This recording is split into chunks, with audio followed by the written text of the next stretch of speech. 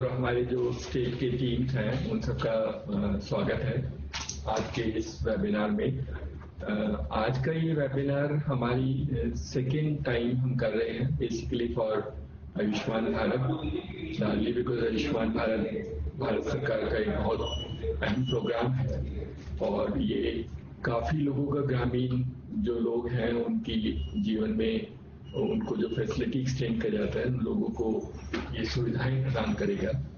Health related insurance scheme है। जैसे कि आप लोगों को मालूम है कि देश में जो हमारे एलिजिबल आयुष्मान भारत में वो करीब 10 करोड़ परिवार होंगे और 10 करोड़ में अगर 5 एवरेज लिया जाए तो 50 करोड़ लोगों को बेनिफिट होगा आयुष्मान भारत स्कीम में।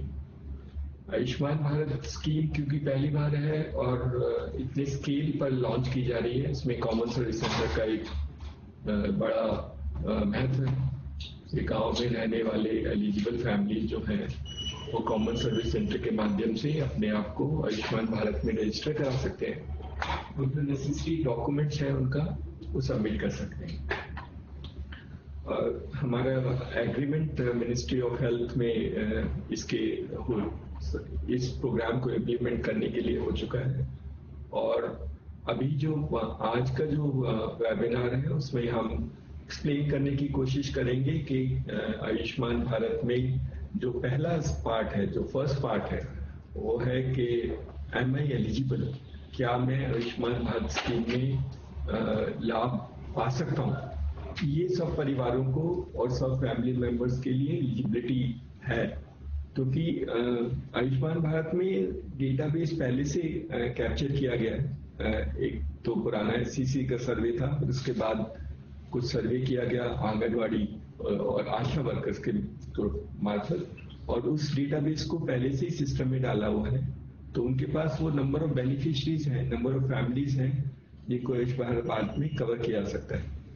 ये परिवारों को बताना का काम सीएससी कर सकता है कि आप अपने उस डेटाबेस में आपका नाम है, आपके परिवार की एलिजिबिलिटी है या नहीं, ये आप जान सकते हैं। और जानने के बाद जानने में हमारे सीएससी वेट लिस्ट को आयुष्मान भारत की साइट का एक्सेस दिया जाएगा। वो उसके कुछ प्रोसेस में ये अभी आपको आज बताया जाएगा कि कैसे हमारा वीएलई गांव में रहने वाले लोगों को मदद कर सकता है ये जानने के लिए कि वो आयुष्मान भारत स्कीम में जुड़ सकते हैं और बेनिफिट पा सकते हैं या नहीं। इसका मकसद ये नहीं कि जो नहीं जुड़ सकते हैं उनको हेल्थ इंश्योरेंस स्कीम के दूसरे बेनिफिट नहीं मिल सकते हैं। हेल्थ इंश्योरेंस स्कीम स्टेट की अपनी स्कीम्स हैं, तो हो सकता है जो परिवार अगर नहीं रह जाता है, स्कीम में नहीं आता है, वो किसी दूसरी स्कीम में कवर, प्रांतों की स्कीम में कवर हो सकता है। तो जैसे कि आज का मेन मकसद है, पहला पार्ट जो आयुष्मान भारत में है उसमें हर परिवार को जो ये जानना चाहता है कि उसका आयुष्मान भारत में वो एलिजिबल है या नहीं, वो कॉमन सर्विस सेंटर के माध्यम से किया जाएगा। एक बार एलिजिबिलिटी जब एस्टैब्लिश हो जाती है तो अगर पता लग जाता है तो उसके बाद उसका कुछ डॉक्यूमेंट है, ऑथेंटिकेशन करके कुछ डॉक्यूमेंट अपलोड किए जाते हैं जिसको रजिस्ट्रेशन बोलते हैं। तो रजिस्ट्रेशन का काम सेकेंड फेज में होगा, वो भी सीएससी ही के थ्रू किया जाएगा और सीएससी फिर रजिस्ट्रेशन को उसके बाद जब अप्रूवल हो जाता है तो अप्रूव होने के बाद में वो डॉक्यूमेंट एक प्रिंट करके उसको लैमिनेट करके उस आयुष्मान भारत के बेनिफिशियरी को दे सकता है। क्योंकि एवरेज 5 होंगे और परिवार के हर सदस्य को एक प्रिंटेड कार्ड की जरूरत पड़ेगी। कॉमन सर्विस सेंटर इस तरह 50 करोड़ लोगों को आयुष्मान भारत के डॉक्यूमेंट प्रिंट करके प्रदान कर सकता है, which is a very large opportunity. बहुत बड़ा अपॉर्चुनिटी है कॉमन सर्विस सेंटर के लिए, both in terms of business और फुटफॉल्स के लिए, क्योंकि ये सारे लोग कॉमन सर्विस सेंटर पर आएंगे और बुलाने के बाद वो फिर कॉमन सर्विस सेंटर की दूसरी सर्विसेज का भी लाभ उठा पाएंगे। तो हमारे जो करीब 3 लाख कॉमन सर्विस सेंटर हैं वो इस आयुष्मान भारत स्कीम के माध्यम से 50 करोड़ लोगों के साथ जुड़ जाएंगे और जिससे कि बहुत बड़ा फायदा कॉमन सर्विस सेंटर के आंदोलन को होगा और हमारे वीएलई जो कॉमन सेंटर चलाते हैं उनको लाभ इसका मिल सकेगा। एक सिर्फ क्योंकि आयुष्मान भारत बहुत इम्पोर्टेंट स्कीम है और इसका सब लोग मॉनिटर करेंगे स्टेट लेवल पे, और बाकी स्टेक होल्डर्स भी इसमें देखेंगे कि कैसे लोगों को लाभ मिल रहा है। हमें सिर्फ ये इंश्योर करना होगा कि हम जो गाइडलाइंस हैं उनको प्रॉपरली फॉलो करें। जो तरीके आपको आज बताए जाएंगे उसमें कोई डेविएशन नहीं करना। और आपको अगर कोई कंफ्यूजन या कोई डाउट है तो आयुष्मान भारत का हेल्प डेस्क होगा। हम सीएससी में भी हेल्प डेस्क बनाएंगे। हमारी टीम को ट्रेन किया जा रहा है ताकि वो भी आपकी मदद कर सके आपके डाउट्स को क्लैरिफाई करने के लिए। लेकिन जैसे मैंने कहा, बिल्कुल रूल को फॉलो करना है और रूल में कोई वायलेशन और जल्दबाजी नहीं करनी है, उसमें नॉन नेगोशिएबल है। और बहुत मुश्किल होगा हमारे अगर बीएलई ने किसी ने जल्दबाजी में रूल को तोड़ने की कोशिश की या प्रॉपर डॉक्यूमेंट वेरीफाई करके या सपोर्ट करके लोगों को नहीं सबमिट किया गया। दूसरी बात, आयुष्मान भारत की स्कीम में जो एक इम्पॉर्टेंट सेगमेंट है वो ये है कि सिर्फ 2 जगह पे आयुष्मान भारत का ये MI एलिजिबल रजिस्ट्रेशन होता है। एक तो कॉमन सर्विस सेंटर पे और एक होता है हॉस्पिटल्स में। हमारा ये उम्मीद है कि ज्यादातर लोग कॉमन सर्विस सेंटर पे ही आएंगे, क्योंकि हॉस्पिटल्स में इंफ्रास्ट्रक्चर, हॉस्पिटल में सपोर्ट सिस्टम थोड़ा सा कमजोर होगा। हमारे लिए तो एंटरप्राइज ही है ही, लोगों को अपने आप मोबिलाइज करके कॉमन सर्विस सेंटर पे ला सकेंगे। तो 50 करोड़ में से करीब 45 करोड़ तो हम कर ही सकते हैं, even in presuming the 5 crore will go to the hospital for registration, other part of the story. तो जैसे कि उम्मीद की जा रही है, आपका रोल बहुत अहम है आयुष्मान भारत को शुरुआत करने में और इम्प्लीमेंटेशन करने में, लोगों को उसका बेनिफिट देने के लिए। पहली जो MI एलिजिबल जो आज आपको साथ शेयर किया जाएगा उस प्रोसेस में, उस प्रोसेस को फॉलो करने के लिए कॉमन सर्विस सेंटर को सिर्फ वो अनेबलर है, उसके लिए उसको कोई चार्ज नहीं मिलेगा, उसके लिए कोई पैसा नहीं मिलेगा। आप किसी बेनिफिशियरी को सिर्फ ये बताने के लिए कि वो एलिजिबल है या नहीं है, उसके लिए उससे कोई पैसा चार्ज नहीं करेंगे। तो ये बहुत क्लियर है, क्योंकि अगर किसी से कहीं पे कोई कंप्लेंट इस दौरान आई कि कॉमन सर्विस सेंटर ने MI एलिजिबल करने के लिए भी पैसे लिए, तो फिर कॉमन सर्विस सेंटर के अगेंस्ट में एक्शन ली जा सकती है और ये अच्छा नहीं होगा। हम नहीं चाहते कि हमारे कॉमन सर्विस सेंटर स्कीम को प्रमोट करने के लिए जो गाइडलाइंस बनी है उसमें कोई वायलेशन करेंगे।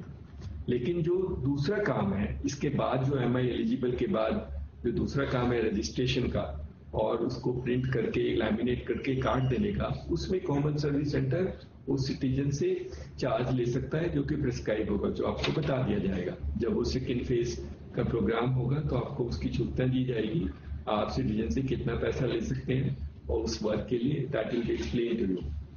हमारे कॉमन सर्विस सेंटर की डिजिटल सेवा में और आयुष्मान भारत के पोर्टल में इंटीग्रेशन का काम शुरू हो गया है, और जैसे इंटीग्रेशन हो जाएगा तो आप ये सारी सेवाएं डिजिटल सेवा पोर्टल के माध्यम से एक्सेस कर पाएंगे और डेटाबेस पे उसको फीड कर पाएंगे।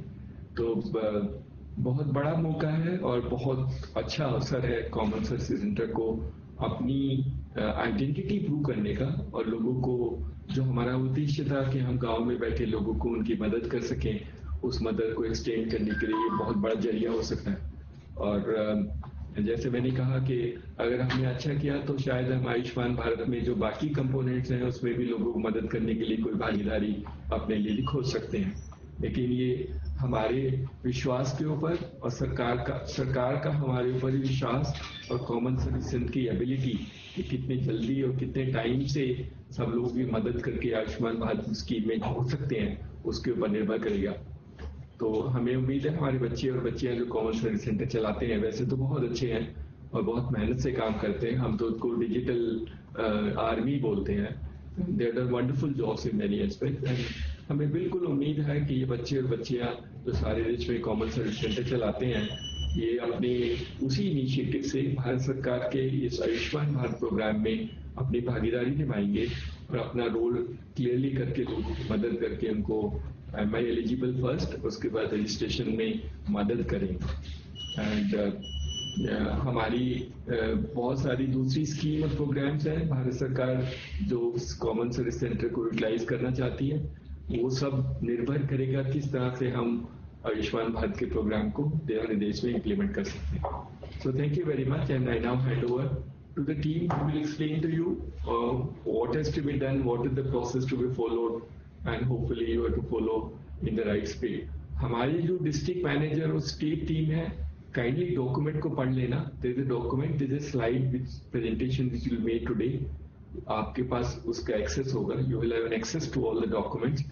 गो through it and get a clarity in every aspect. Any doubt you have, also communicate to all the CECs so that if they have any doubt, they should be able to talk to you, and you can then forward to the central team and take a response for them.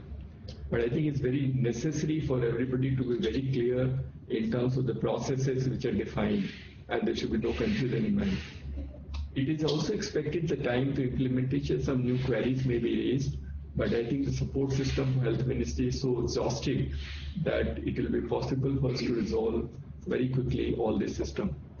So I do expect that all the district managers, all the district coordinators, and all the state team members go through, spend some time, and get clarification in their doubts regarding the process of implementation of the CSC scheme, of the Ayushman Bharat scheme. So thank you very much, and wish you all the best, and hopefully we start implementation of such a large scheme, which has never happened not only in India but also I think in the world. The CSC is playing an important role in such a large scheme. Will be the first time started. Thank you very much.